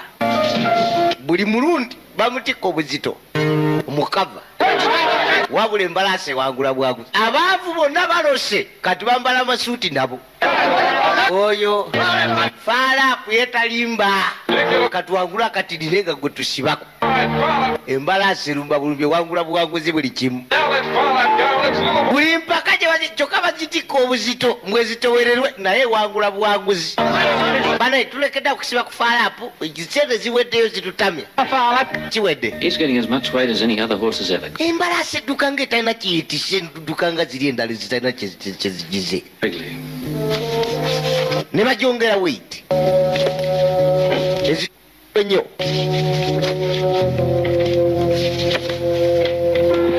Maama nyabo erina kyezitowererwa nno.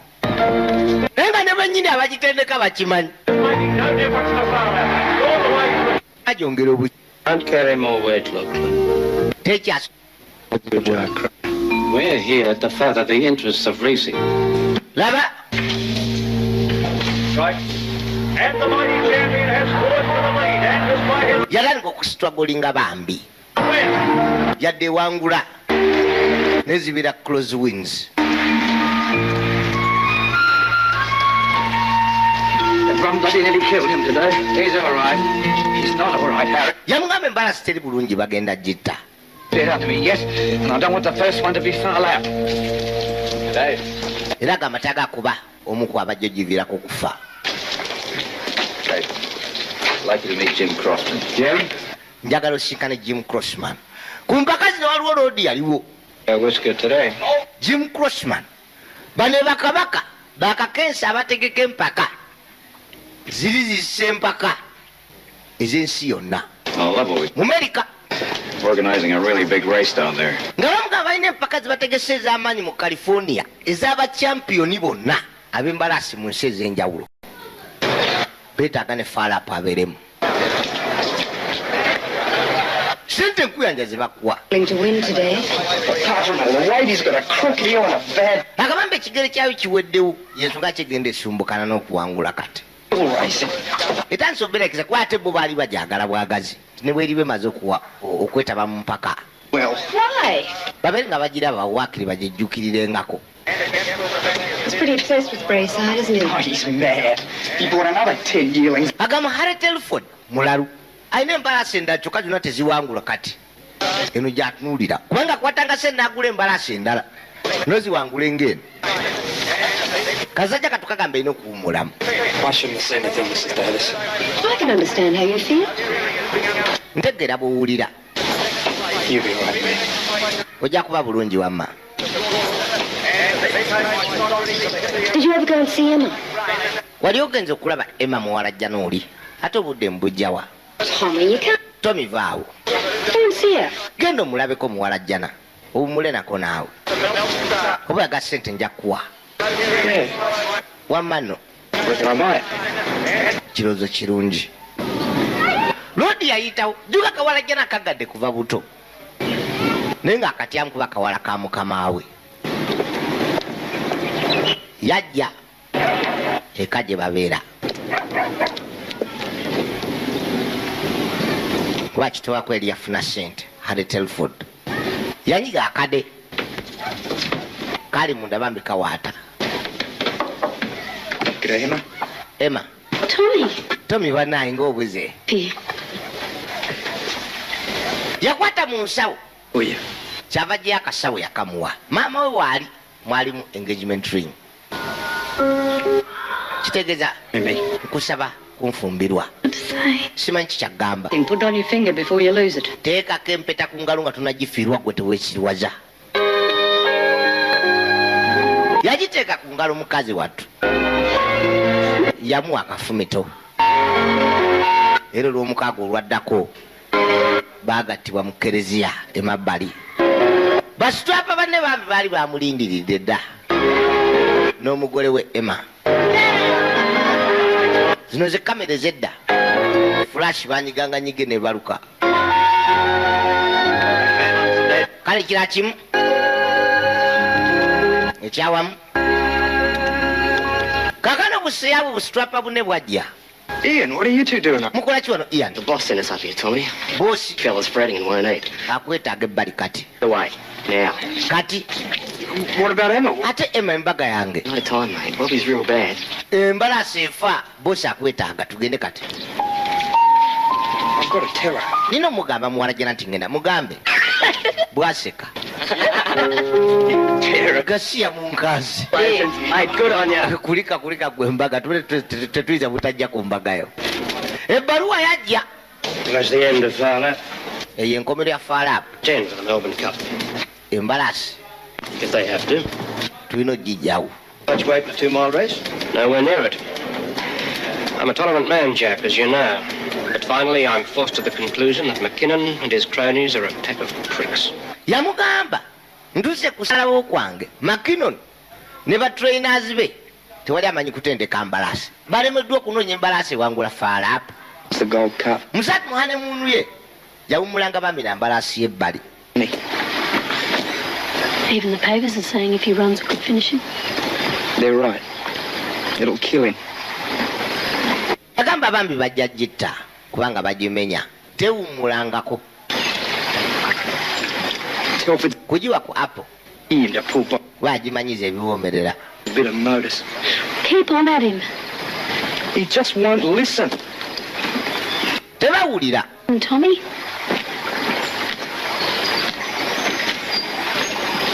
Don't start again. Toddamu. Sagala kungama mu mbalasi ewumule. I'll kill him. Ojja gitta. Nze. Me. Letters, phone calls, press, telegrams, cranks abuse me. Yamugamba togeza kungamba biki bye nakola. Mbalasi ngimanyi kuva ku musaayi gwayo. Nothing's going to happen to him. Tewali kijja gituukako. One who's going to have to face your conscience if it does. Yamugamba singa eneefa tolina tewali muntu ajja kutaasa kwejjusa kunobeerako. Boss, you know there's no way you'll win it. You're probably right. No horse could win over 2 miles carrying that weight. So if Mr. Davis agrees to scratch him, will you go along with it? I suppose I'll have to. It's the only way you'll give me any peace. Musatu yamusobera. Twadde ebbali. Kakandako kajja ne kagamba Dave Davis. Kalooza anaakitwala ng'ekikulu. Kyokka n'ono naye anyumirwa ssente ze bakola mu mbalasi. Why do you think he got up last week when he was crook? Lwaki olowooza yawangula wiiki ewedde n'obuzito bwo bwonna? He was in a terrible state after the race day. He'd still try and win if his legs were cut off. Eyo embalasi ejja kuwangwa ne muba n'agitema ebigere. Wabula kiba kibi nnyo kugibonyaabonya bwe tutyo. We have an obligation to the public. Tulina obuvunaanyizibwa eri abantu bagyagala naye nga kabagambirwa omutima gwayo n'engeri gye nagitendekamu ne nga babisazeeko eyinza okuwangula. All right. It's all right with me. But you're still going to have to get Harry to agree, and that is... Tulina kukkaanya na Harry y'alina okusala kuba mbalasi kumpi eringa eyiye. Twadde emabbali. Davis. It was good of you to come at such... Baita Davis. Straight to the point. There's a strong rumor going around that your horse is to be scratched from the cup. Waliwo olugambo lugenda maaso nti embalasi yo genda gijja mu mpaka. Why? Mpensonga lwaki? Him an impossible weight to carry. Mugiwa obuzito bungi. And you? Gwe ntegeeza. That we try and influence the handicappers? Yes. Mugezezaako nnyo okugiremesa okuwangula. But to answer that judge. You realize, of course, that under our rules, you can't scratch a horse without a good reason. Yamugamba bulo kimanyi ku mateeka gaffe toyinza kujjamu mbalasi kata watali nsonga. Otherwise tugibaningira ddala obutadda mu mpaka. Incapacitated if he runs. Yamugamba mugincapacitating nze. Wait a minute, excuse me. Abaga bagimenya ekisusse era ekiyinza ogifiirako okufa. Are you ordering me to run him?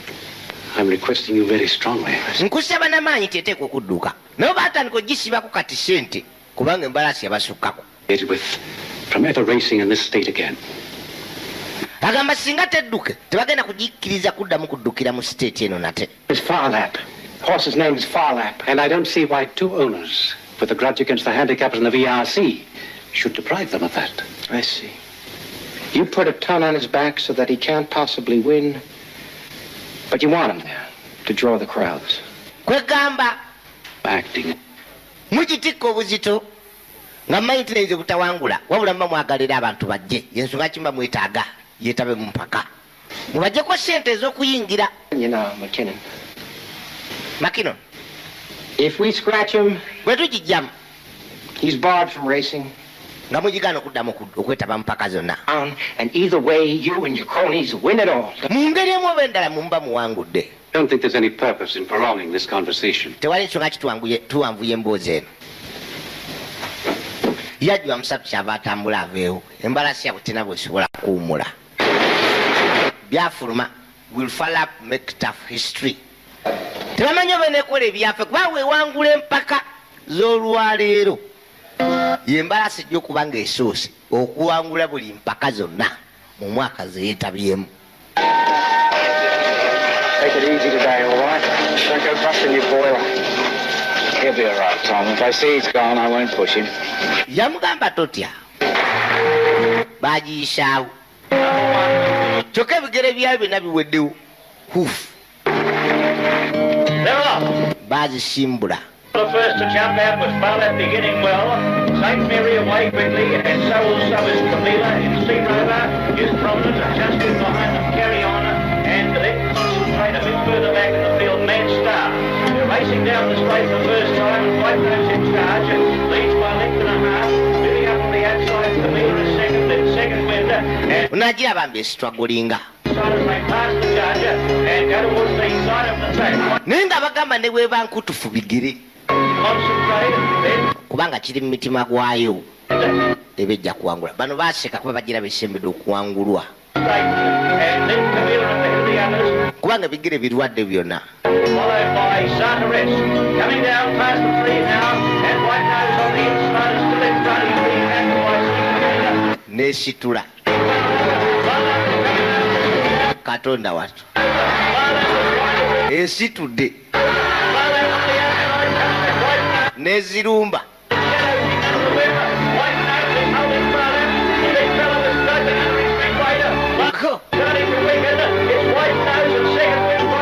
Katonda watu. Naye yeewuunya. Kubanga bigere byonna bitonyoloka musaayi byali bisibye na bandage. Baagiruka ab'amaziga. Naye bakiraba.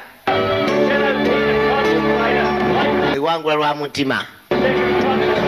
Waba lwambi eri mu kulumizibwa. Kyekyo. Abagaga bo beeyongerwa kufiirwa. Naye badde basubira ati nepoye. Katonda watu. Mbalase egize n'ebigere ne tuteekayo sente zaffe era ne batulya. Kuba badde bamanyi tesobola. Yajja agezeeko okuddaabiriza ebigere.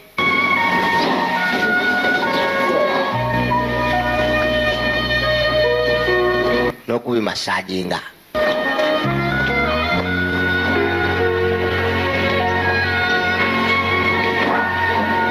Bali okugikako okwetaba mupaka nga bamanyi tejja kuwangula. Bali kubaavu era byagaanyi. Babaliriddeyo. N'ebyafaayo yamaze ddo bimenya. Lodi ajja erudda ye Dave Davis. Crofton! Excuse me. Nsonyiwa akatono. Does your office still stand? Yamubuuza ba ofa ekyaliwo ey'okutwala embalasi eno mu Amerika. Beetabe mu mpaka ziza abakamenyo. Let's talk, all right? Tugende. Risks. What Harry. Kakani ajja abinyonyole Harry. Going into their winter, dirt tracks, agamba tayiza agenda eyo bunyogovu bweti abumanyira. If you take him over there, our quarantine laws are going to make it bloody hard to bring him back home. Era mugamba singa n'agitwala bajja kufuna obuzibu okugizeeka. We're going to have more money than we... Tugenda kukola ssente empitirivu nnyo mu mpaka zimu.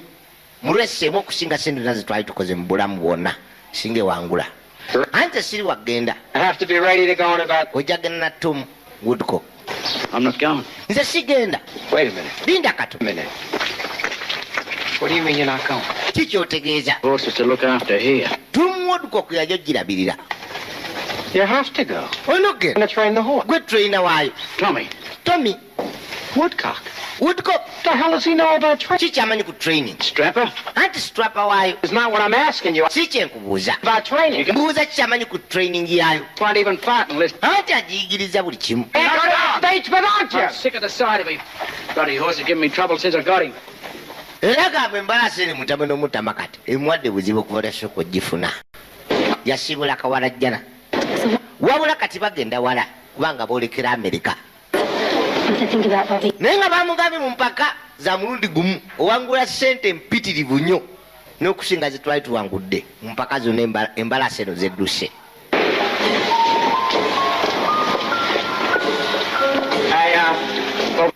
Train's ready to go. Go on, I'm not looking. Saawa yagenda sibula. Olwokuba kati yagenda nga trainer era afunye omuntu omulala namuyamba nga strapper. Musatu yasibula omukwano.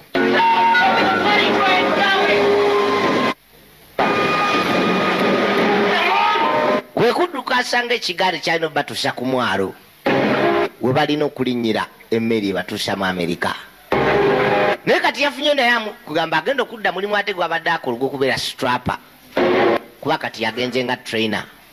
Namukadde yali asigadde Harry Telford alabira embalaasi ze endala ezaali mu stables ze.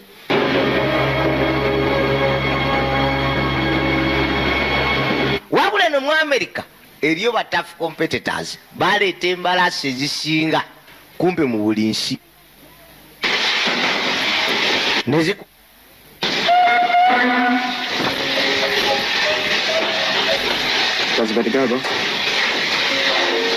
Namukadde yatunula kyava akagaliza emikisa kwe kuyita wagiwooyewooye basobole ogitika ku mmeeri.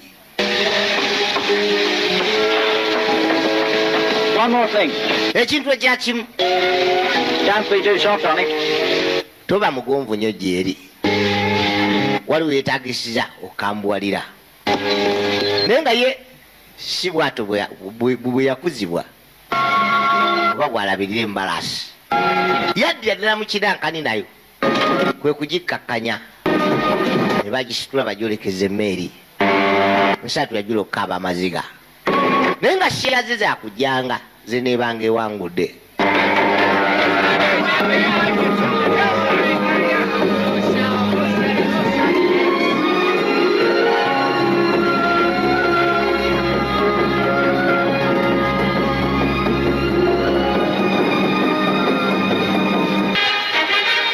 Twadde erudda mu Amerika zi champion zonna baziyisaawo bazolekeza. Tuli mu January 1932 Agua Caliente, the California Mexico border, kumpi ne border ya California ne Mexico.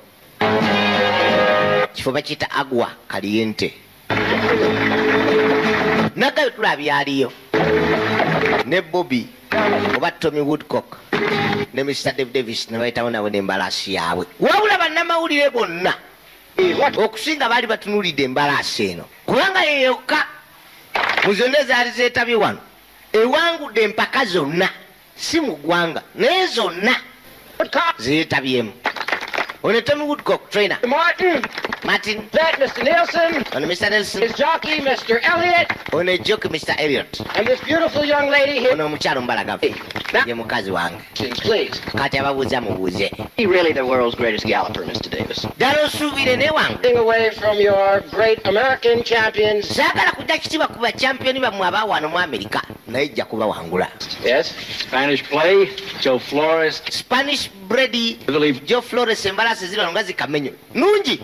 When I tell you, naye munzikirize nga mbagamba to Farlap. nti Farlap ajja ziwangula. I don't think so. We brought everything to make him feel tuleese buli kimu ekinagireeta okulyanga eka food. n'emmere yayo twaze nayo kuva mu New Zealand. Certainly, gentlemen, no problem at all. Tewali tabu. I'll bring the horse over here for the gentleman. mutuweemu akadde kategende wummule. The horse over here. kyokka namugamba egende ku bifaananyi. Don't forget to show his hindquarters, gentlemen. Please, it's very important. Tom? Gwe gundi naawe. I need a rifle to do this bullshit. The most powerful hindquarters in the world, gentlemen. Get a good shot, Tom. Mukuba ebifaananyi bino Tom kyusa embalaasi bagifotole nze tombulire ebyo. Embalaasi erina okuwummula. Will you help yourselves, please? Kano kanaaba kampaka. Okalabye? You've got yourself a good trainer. Anti olina trainer omulungi. Twadde emabbali He's guarding him, isn't mu bakamenyo ate mu bintu bino ebya zaalo w'embalaasi n'ebisigadde baamuzaako ebbali Mr. Dave Davis. Well, can't you just fire the guy? Lwaki kalodi ako tokagoba? Sit in the store for the next month and cry. Eyinzira okumala omwezi omulamba ng'ekaaba maziga eri embalaasi ya mputtu. Bali bamugamba akasajja lwaki tokagoba kali akagirabirira ne kagaana n'ogifotola ebifaananyi. Abagambe n'omala okagoba eyinza okukaaba mwezi mulamba kubanga ali ekikozeeko. Ekaaba maziga ga muntu tekola kintu kyonna. Harry. Ng'omuto taliyo. By now, you know. I'm not Harry. Sinze Harry. You're getting too smart for you, right? Otandise okugeziwala ekisusse. I want that horse fit. Eyo embalaasi neetaaga ebeere fit ejja kuba. Is your shoes yet? Like the track? Mwagikyusize nga n'ekigere mwakiddaabiriza. He's got on all his life. The track vet doesn't know what he's talking about. Wabula ekigere kyeyongera kutuka buli lunaku. Kuba tekiwummula. Baleeta omusawo. This is over here, weren't you? Kyokka esigadde wiikisi bbiri empaka zituuke. Well, He'll have to be scratched. No. Tulina kisala. I got him back for a fortune. Oh, there's nothing I can do. Half his hoof is hanging off. Tewali kyensobola kukola. Cut it away, Bill. Kisale. Before the race. Nempaka tezinaba. Kisale kijja kuwona. Is there any chance? Waliwo omukisa gw'ekigere ky'okuwona. Then do it. Kikole, bwe guba weeguli. Now, how are you going to get him fit? Kati onoogifuula otya fiiti ng'ekigere kisale? All day. Know something? Omanye ekintu? Harry must have been out of his mind, mate. Harry ateekwa okuba ng'ali avudde mu birowoozo by'okusindika gwe. Been out of my mind, I'll listen to him. Mr. Davis. Mr. Davis. Harry Telford used to train that horse too hard. Harry Telford ye trainer akola ennyo. Said fit. Nze ndi mwabufu. Get him to the line. Nkugambye embalasi ijja kubeera fit mu budde. If you put in that heart of his kid, it must be one hell of an organ.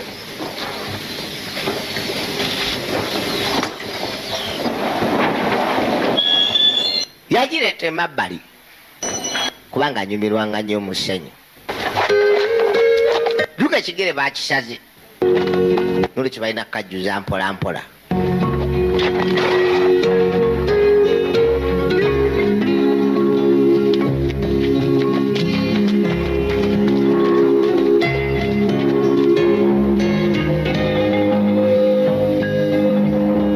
Buli lunaku bambi agireeta n'ekajjuza. There are rumors that the horse is carrying a... Waliwo eŋŋambo nti n'embalasi erina serious injury. Nedda. Then why hasn't he been out on the track? Lwaki terabika? Rumors that his hoof is cracked. Gentleman, Farlap has stepped on a stone and... Farlap yalinye ku jjinja n'enuubula ekigere kye kyokka. We put a mud pack on it and we do not expect that it will significantly interfere with the horse's... Twataddeko eddagala era tetulowooza nti n'ekisago kyafunye kijja kukyankalanya. It's healing. Embeerawo yaawo. Anti kiwona. Faster than I expected, but not fast enough for him to run. Kiwona mangu okusinga bwe nasuubira waba tejja kusobola kwetaba mu mpaka. Bill, what about we try fitting bar shoes? Ate bwe Put him across here and take pressure off this. bwe tusooka ntujjako engatto. No, he hasn't. Ne tujjawo okunyigiriza okuli ku split eno gye twasala. But you won't be able to give him anything but light track right up to the race. That's all right. All right, huh? We're going into the richest race in history with a horse that's... Tugenda kwetaba mu mpaka esinga okubeera mu ssente mu byafaayo by'ensi mu ŋŋamba ate embalaasi endwadde. Twadda ku kaddiini akaali kategekeddwa. What the hell's happening with Farlap? Ki kyatuse ku Farlap? Ndwadde. The whole of the US is talking about the horse. America yonna eyogera ku mbalaasi eyo. Fantastic. We're going to have our biggest crowd ever. Tugenda kufuna abantu abakyasooka okubeera bangi mu mpaka z'embalaasi. A lot of money went on to Reveille Boy. Era ssente nnyingi ze baatadde ku Reveille Boy. Reveille Boy nayo mbalaasi. Is Farlap well guarded? Oh, yeah. Farlap bagikuma bulungi nti ye. Twaligisse. Ndaba abantu bagiteekako ssente nnyingi. Bano abasiba ssente bagipulaaningiddewo gitta kati. Ready to go. If he wins, Australian Wonder Horse beats the world. Anti bw'ewangula bw'eti efuukira Wonder Horse mu nsi yonna. Harry? Ye mukyala ayitaayita mu bitabo byabwe by'ensimbi. It's £2,000 missing somewhere. Ate dola zino 2,000 zazeewa. Nazisibya ku Farlap. Colts on Saturday. Nedda. Buno obulaasi bw'atendeko obulala. Didn't he? Agenda abusibaasibako ssente ate omusajja alinga tasiba ssente. Kyokka tebuwangula. Harry, if you're going to start gambling our money away... Harry, bw'onootandika okudda mu byazaala twavuwadde. We're in worse debt now than we've ever been. Do you realise that? Farlap will win. Farlap ajja kuwangula ssente tuzizeewo. Farlap zaakola ate kati zaasiba ku bubalaasi buno bula bwe yaleeta. Ate bwo tebuwangula. He'll win everywhere else he races. Ejja kuwangula buli weetaba mu mpaka. For years I've kidded myself that I made that horse. Kakibe nga ki? Truth is he would have been a champion no matter who trained him. Eyo embalaasi bwe nkubuulira amazima yali yakubeera champion kaabe ng'ani yagitendeka. Good or better than his, and I've trained them all exactly the same. Zonna nzitendese mu ngeri emu tewali gyenkana. He's a freak. Eyo embalaasi kisolo. It is a freak. Maachi nga 2,132. Byonna bitula byaliyo. Lord yajja eri Dave Davis ono Jim Morris. Dave njakugayako naawe. Dave, if your horse wins today, get him out of here quickly and have him... Embalaasi yo bwe wangula leero gijje wano mangu. omanyi It's just that ensonga eriti the big syndicates here have racing pretty well. wano abantu basiba nnyo sente They want is a horse coming in from the outside who tebaagala mbalaasi eva bbali newangula buli kimu ate nga tesobola kugulibwa bwe bwanguzi. Yeah. Just keep him clear of the pack, that's all. Obalaba There's a rumor going around that waliwo olugambo lugenda mu maaso baagala gittirawo bwe mbalaasi yo nnungi nnyo. good, that's okay. But if something's too good, that upsets the whole system. yamugamba ekintu bwe kiba kirungi tewali tabu naye bwe kibeera too good it upsets the whole system. kugamba nga kyo tekiwangulwako kiba kisuse abantu bate bajja kusiba sente ate kweseba olabika oli muzibu okugulirira. laba oli amulabudde namugamba if something is good it's okay but if it's too good it is a problem. bagireeta That is an order. bagisibye na bigere. All right. Get them. You take them out front, you take them out. yamugamba akulembere mu maaso kubanga ndwadde ebigere. towuliriza oyo kyava aleeta joki.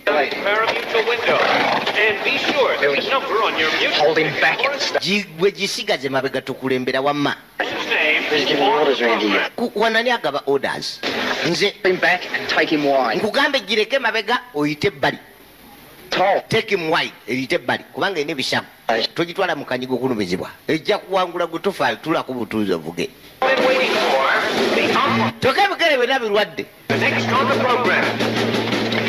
baazolekeza emabbali kugiwaka apo nga bulijjo.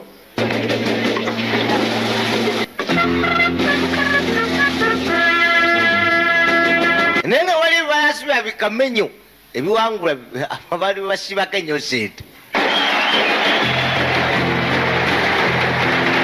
naye bwoba obisibyeko nti biwangule katugeze olwaliro kati faalapu n'awangula sente zonna zembadde mwasibye ku zino zigenda eri zaatuka ku mugwa zino okusimbulira zino zonna zicyampiyoni bazisoma amanya. Reverie Boy ye kabaka wazo. Jockey John Longden started from coach position number 5 and the second choice this afternoon. Joe Flores is next, then comes Dr. Freeland. Farlap is in post position number 3 and Cabeza is on the outside. We're ready for the start of the Aqua Caliente handicap. Marshall Cassidy ready to send this fine field of 10 on their way for a distance of 1.25 miles. The track is fast this afternoon. Go! Bazita. Farlap on the outside, off slowly. Farlap eri mabega etandise empola esembeddewo zino zikamenyo eziduse empaka eza buli kala zebuli challenge. Maama nyabu bano nga badduka nnyo ono yakawadde magezi gakudda mabega biri ebyeri eno tebikola juka ate ndwadde ate era mugambye akulembere bukulembezi kyokka kali kamugamba gwetandikira mabega yejja agendayo abagasi ono agenza otuwanguza zino empaka zizezeri eka ez'omukyalo kakabanansi kaabwe kazanya. His race today as the field moves to the clubhouse turn. Joe Flores on the inside leads it by halfway. Lindako. Outside Bahamas and Johnny Longden charging up to challenge early. Kati. Reveille Boy fight. Nesitula. Juka ndwadde ya bigere. Nesitula. Nalyo likamenyo lyalina mu maaso. Wenga lijja. Netabuka. Yo yeziraga kulengera mbalaasi egiri mu maaso kumala kabanga kayebere ng'eri mayiro mmeka eggoba bugobi ate bwe kulembera tesalako n'eryoka ezireeta eno si mbalaasi no kino tekiriyo mu mpaka z'embalaasi tesobola kuva gyevudde nejjaga ezireeta bwetu tekiriyo maama nyabo erumba Reveille Boy kamenya abadde akulembere kyokka ndwadde etabuse ye eretabula ezikyasa wakyali aliyo go baabalo mpaka zisigadde z'ababiri waliwo ali emabegawo situla uno ali munda kati kyokka ebigere byonna bitirika musaayi kyekyo boy ate nayawaze lino lireeta nezatika bagenda okumaliriza kyokka yonna eyiika musaayi naye nga gyebadde bino tebiri omu mpaka emisinde gino egy'embalaasi katonda wattu n'abatagiwagira baasituka ne bagiwa standing ovation kubanga esitwagolinga genda owangule yina esemere okusala finishing line butereevu ekyali kitasuubirwa ekikoze eyo freak eyo simbalasi no sente zaffe zonna bano abasanyufu bano abawulire abalinga bawulire okunyoma okwavanga mu Amerika bo basanyuka twadde emabbali bagiyisaawo bajolekeze gyerina okuwumulira zino ze stable za hale kati musajja w'amaanyi amanyiddwa kumpa ensi yonna kubanga eri embalaasi gye yava yagitambuzatambuzaako ebbali balabe nga bajolekeza eri omusawo asobola ogiddaabiriza oba okugijjanjaba wabula yeyongera kunafuwa bwetuuka ebbali maanyi gagigwa nekiri ettaka akaana kigamba esituke bwekera eddwaliro tekyali kyasobola kukola yalajja nesituka bambi obulamu bugigendako talina kyasobola kukola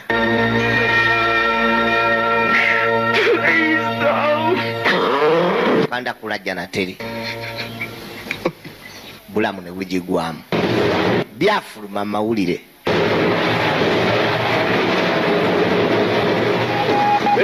Champ dies in USA.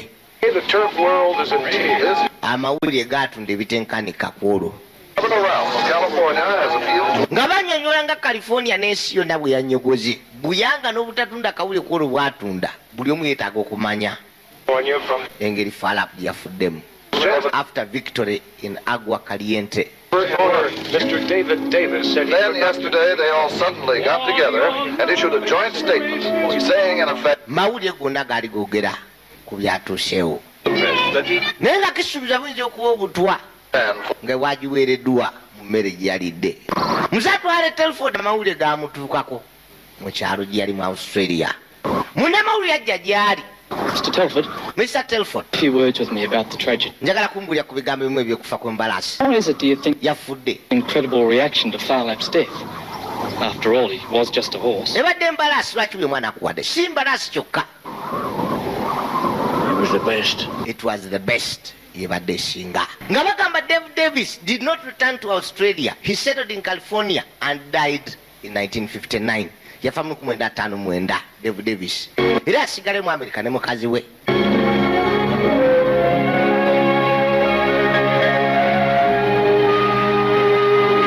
Nagambe tulabyaliyo. Ze mpaka ze yaddukanga.